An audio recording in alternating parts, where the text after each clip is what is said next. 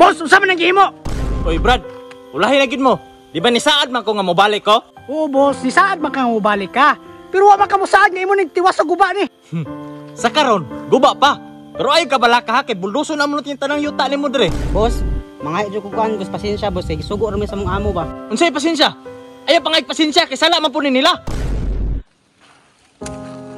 Nga, boss, asama ni ilabing kuan, boss, tamakan. Aw, kanang amakan dito na ibutang sa kilid. Kay masugnod pa nato na. Sige, boss, lakawin ako. Kini magong mga tawhanan eh. Kung namayad lang yun eksakto, di yun ni maing ani ilang balay. Boss, pero na konsensya, man kuan ni boss. Ayaw kaluoy ay ng mga tao nga irresponsable mamayad. Nga kini mga lublak dir, boss, nga nabilin, boss. Ingani uno. Ingana ra kadali. Wa tay ibilin dre ha. Sige, boss. Hala, grabe, guba naman dyan ang balay.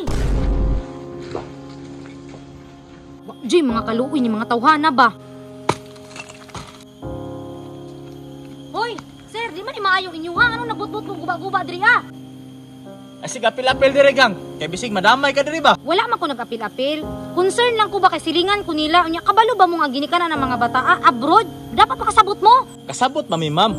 Pero dako na mo kini siya utang ma'am. Lapas na sa listahan ma'am ba? Bisan pag unsa nakadako, nga Pinoy-anan ni nila wa may katungod. Nabalo ka si Kuya Anay nga hamong balay gitiwas na guba. Wala gyud sila respeto sa mga ba. Unya karon, malipayo na mo sa inyong gibuhat. Siguro impas na lang utang kay sobra-sobra naman eh. Kulang pa ni ma'am.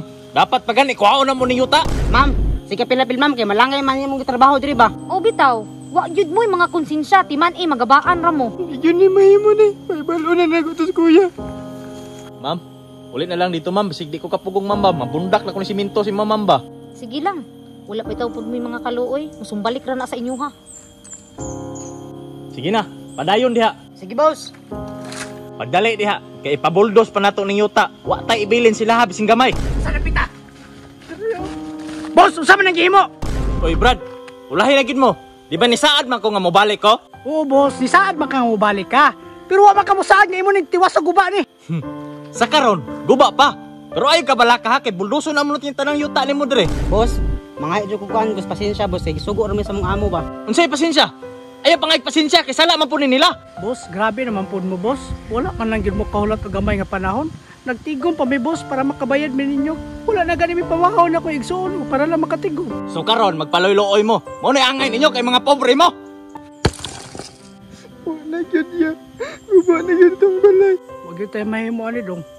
Kaya wa man tay kwarta pares nila. Mga pobre raman ta. Sige lang dong.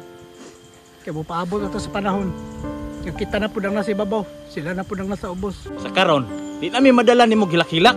Kay bato ko kasing-kasing. Boss, luya gid nila, boss, oy. Nakonsensya naman ko, boss. Konsensya?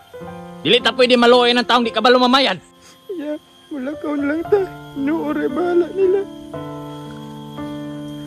Naaram din na. Ingnan yung ginikanan ha.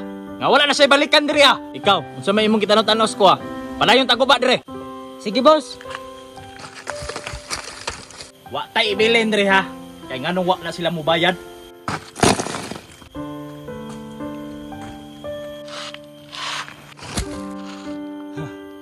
Muni angay ini mga taong pobre.